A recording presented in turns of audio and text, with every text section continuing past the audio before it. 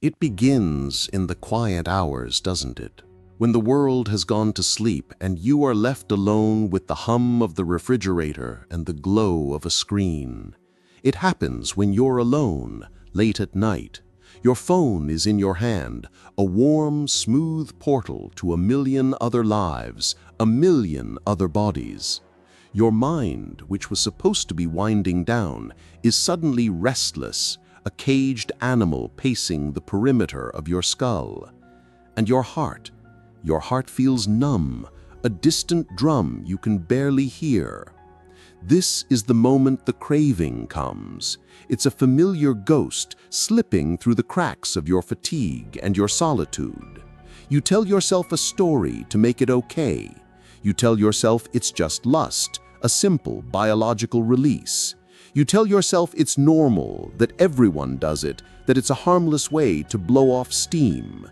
It's just one more scroll, you bargain, just one more fantasy, one more image, one more body to imagine, to borrow for a few fleeting moments. But if you were to be truly honest with yourself, brutally, unflinchingly honest, you would feel the truth that lurks beneath the rationalization. You'd feel the cold, hollowing emptiness. And it's not just an after effect, a lingering shame that arrives when the screen goes dark. You feel it during the act, a phantom ache that haunts the very peak of the pleasure. It's a ghost at the feast. You're chasing a feeling, but even as you grasp it, you can feel it turning to ash in your hands. You think you are chasing desire, but what you are feeling is not the life-affirming pull of genuine connection. It is the desperate hunger for something far deeper than skin. It is the raw, unnamed grief for a part of yourself you have lost. It is a profound spiritual homesickness.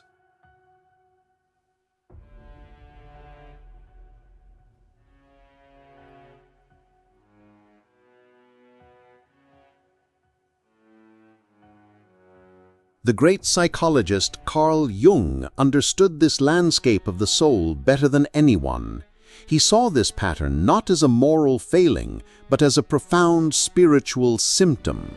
Long before our modern world gave us infinite digital means to chase these phantoms, he wrote that people will do anything, no matter how absurd, to avoid facing their own soul. And that is what this is.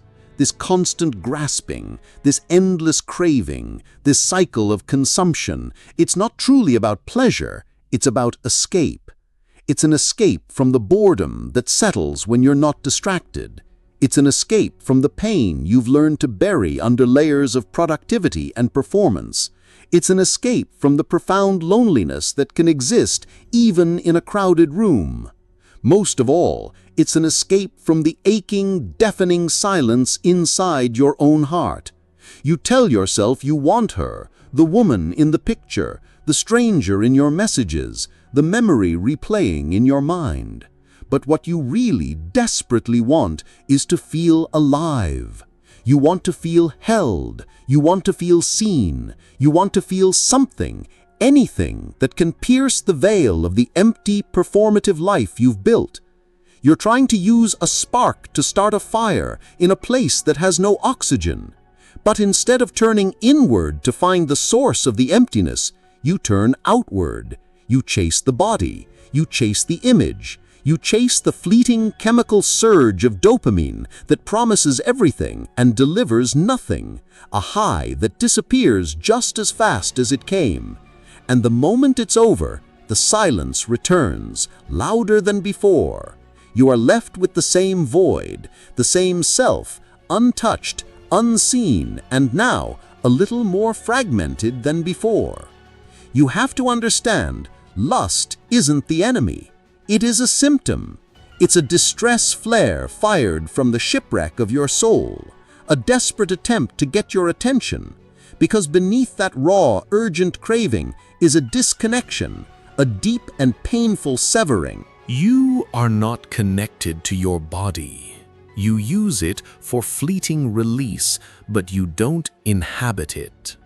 You are not connected to your purpose. The fire that should fuel your life's work is being siphoned off to feed a ghost. You are not connected to your emotions. You flee from them into the sterile, predictable world of fantasy. You are not connected to you. So you reach for the easiest substitute, the most available counterfeit for what you truly need.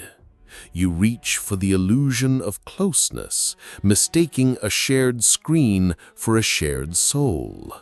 You grasp for the illusion of control, believing that in this digital realm you can orchestrate desire without the risk of real vulnerability. You crave the illusion of being wanted, a temporary balm for the deep-seated fear that you are, in fact, unwanted. You would call this the shadow in action.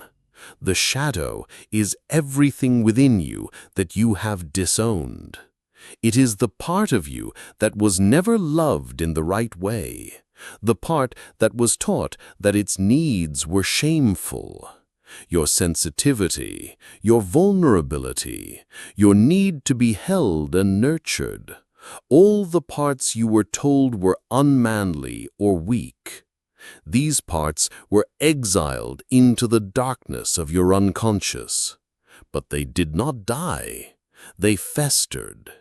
And now that exiled part of you searches for the love it was denied, but it does so in all the wrong ways. This isn't just about sex. It is about all the ways you run from yourself. It's the compulsive texting, the desperate need for a reply to validate your existence. It's the porn at 2 a.m., a ritual of emptiness designed to numb a deeper ache.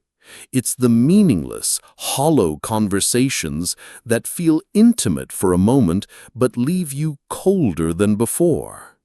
It's the constant mental replay of a past encounter, a time someone made you feel desired, trying to relive a ghost of a feeling because you've forgotten how to generate it from within. What you are really doing in all these moments is avoiding the profound loneliness that lives just under your skin.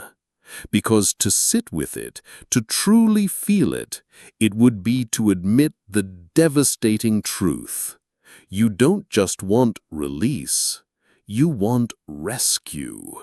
You want to be rescued from your own isolation, from your own numbness, from the weight of your own buried needs that you were never allowed to have or to name.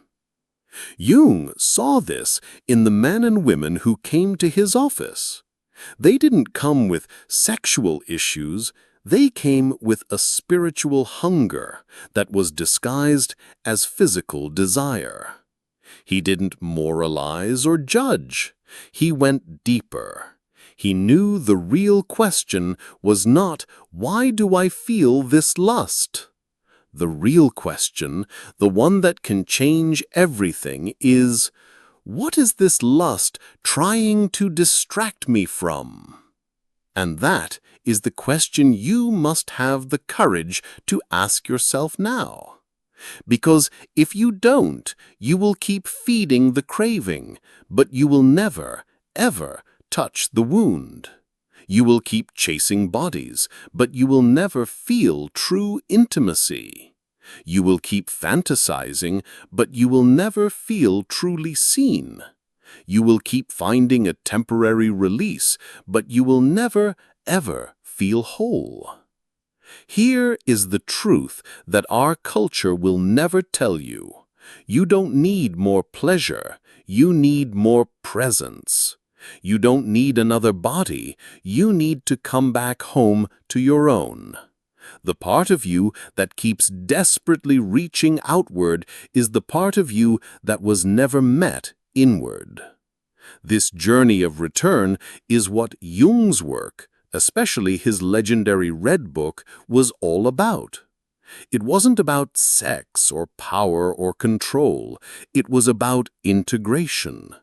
It was about the sacred reunion of all your lost and scattered pieces. It was about the courage to look at your own emptiness and not run from it.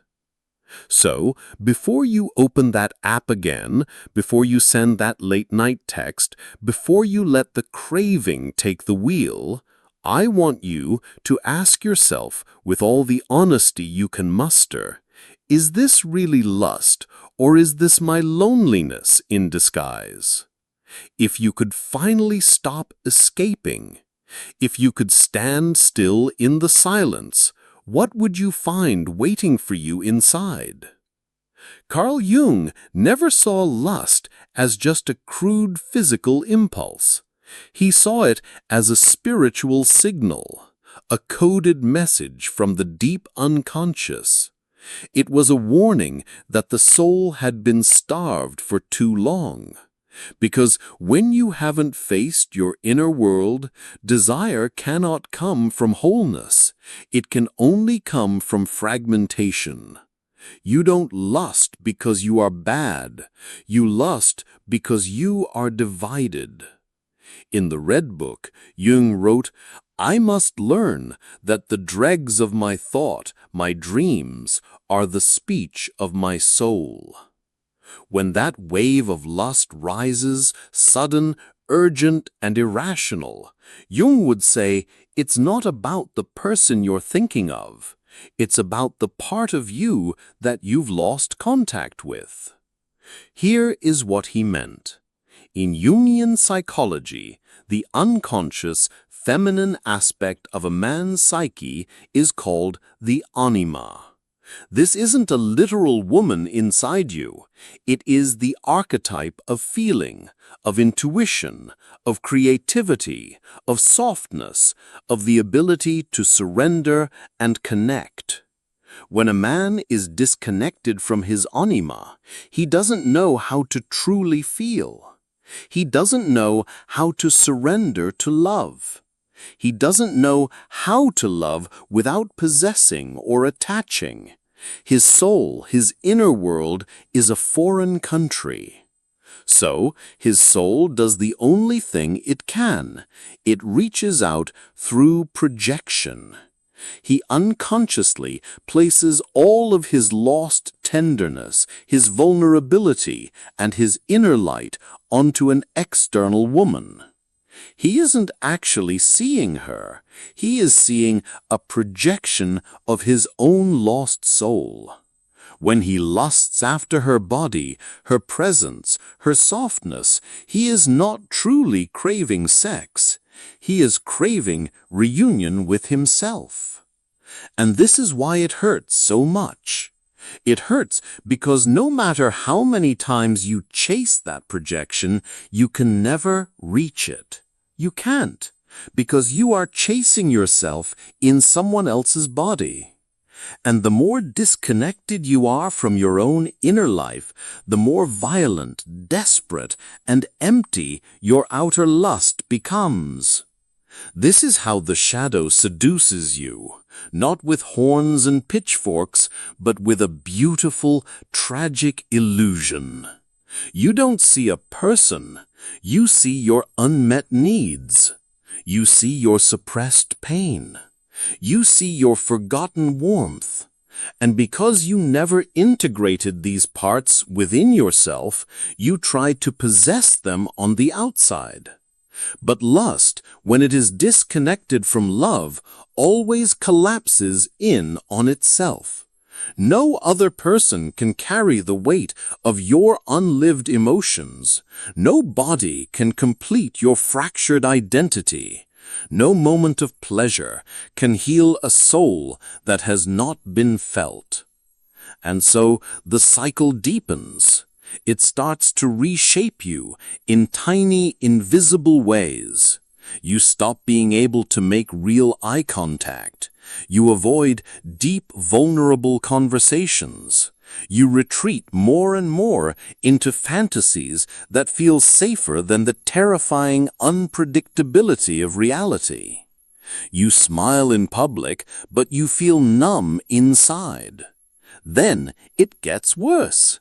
You lose motivation, not just sexually, but for life itself. You stop writing. You stop building. You stop creating. Because the very fire that was meant to fuel your purpose is being used to burn hollow offerings to an illusion.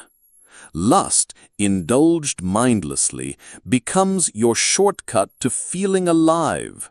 But the cost of that shortcut is your soul. Every time you feed the craving without consciousness, you strengthen the psychological loop. A trigger, a reaction, a fleeting relief, and a crushing guilt. And the more you repeat it, the more you start to believe that this broken, chasing, empty person is just who you are. But it's not who you are. It is who you became after you learned to feel shame for being human, for being in your own skin. You weren't born addicted to bodies. You were born craving connection. You wanted warmth, not friction. You wanted love, not lust. You wanted presence, not performance. But when the world didn't give you those things, you turned to fantasy. Because in fantasy, you control the narrative. You are always wanted, always powerful, never rejected. The cost? You stop showing up for the real world. You lose the ability to sit in awkward silence, to endure longing, to build something real with someone, to fail in front of love and have the courage to try again. So how do you begin the journey back? It starts with one simple, terrifying step. You stay. Not with her, not with them, with you. You stay in your body with all its discomfort. You stay with the ache in your chest. You stay through the raw, shaking, undeniable craving. And for the first time, you don't feed it. At first, it will feel impossible. Your body will shake. Your mind will scream for the scroll, for the escape. But if you can just breathe through it for one moment longer than you usually do, you will hear something new beneath the noise. Silence. Not the numb, empty kind, the sacred, listening kind. And in that silence, a voice will whisper. It will say, I miss you. It is the part of you that you left behind. It's the boy who learned he had to perform to be loved. It's the soul who mistook the brief touch of a stranger for the truth of connection. It's the man who forgot that his craving was not evil, just unmet. You don't need to kill your shadow. You need to integrate it. Sit with it. Learn from it. Bring it back into the light of your consciousness. What does that look like? You start writing again, not to express, but to feel. You create, not to impress, but to release. You sit in nature and let yourself cry for no reason at all. You breathe into your chest and ask, what do I actually, truly want right now, beneath this craving? And you listen, not just once, every single day. Because healing lust isn't a one-time fix. It is a daily, committed relationship with your own soul. And over time, something miraculous happens. The cravings begin to lose their grip, not because they disappear, but because you no longer fear them. You can welcome the heat. You can thank the desire for its message, and you can finally hear what it was really saying all along. I want love. I want beauty. I want meaning. I want me. You don't need to shame yourself anymore. You don't need to prove anything to anyone. You just need to come home. Because when you finally reclaim your anima, your inner world of feeling and connection, you don't need to possess it on the outside. You live it.